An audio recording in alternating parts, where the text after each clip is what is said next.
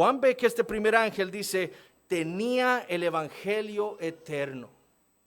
Ahora, para algunos, este mensaje que tenía este ángel era un evangelio diferente al evangelio del Señor Jesucristo.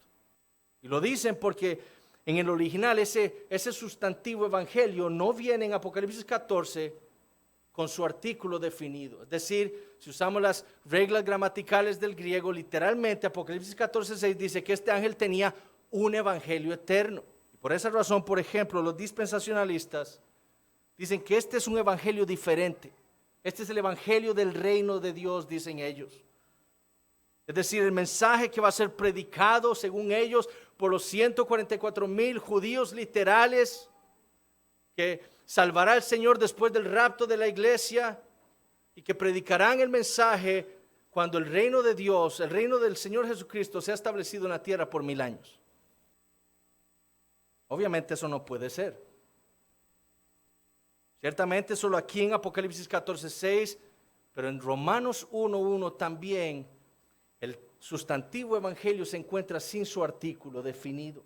En Romanos 1:1 literalmente Pablo dice que él fue apartado, si lo leemos literalmente, para un evangelio de Dios. Pero los traductores de nuestra versión de las Escrituras entienden muy bien que este mensaje que tiene este primer ángel y para el cual fue apartado el apóstol Juan no es un evangelio diferente.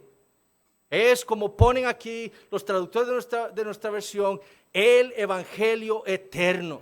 Las Escrituras son claras en que solamente hay un evangelio de Dios, de principio a fin, de Génesis a Apocalipsis. Dios nos ha dado un solo mensaje de buenas nuevas a los hombres. Este mensaje que tiene este primer ángel es el mismo evangelio que fue predicado por Dios en Génesis 3:15.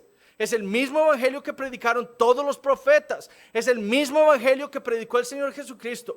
Y es el mismo evangelio que predicaron después de él todos sus apóstoles. Ahora notemos en qué consistían estas buenas noticias.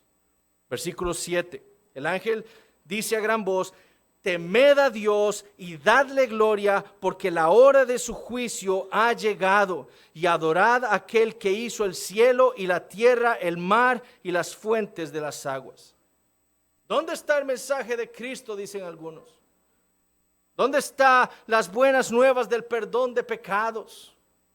Este no puede ser, dicen, el mismo evangelio que predicó el Señor Jesucristo.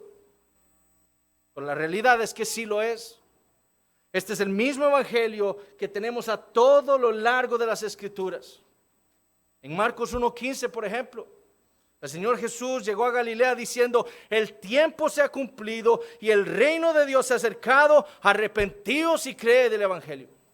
El evangelio que este ángel le predicó a los incrédulos desde lo alto del cielo fue el de temerle, darle gloria y adorar a Dios.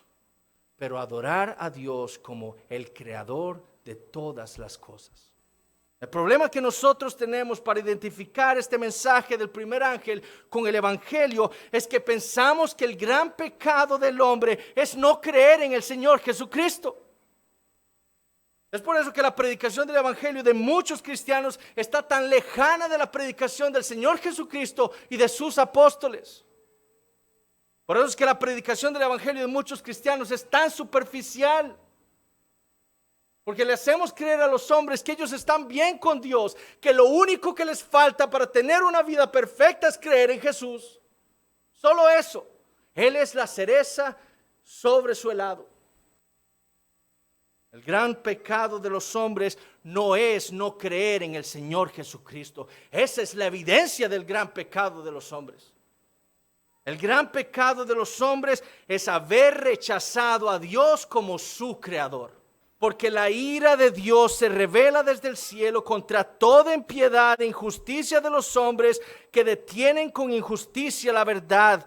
Porque lo que de Dios se conoce les es manifiesto, pues Dios se lo manifestó.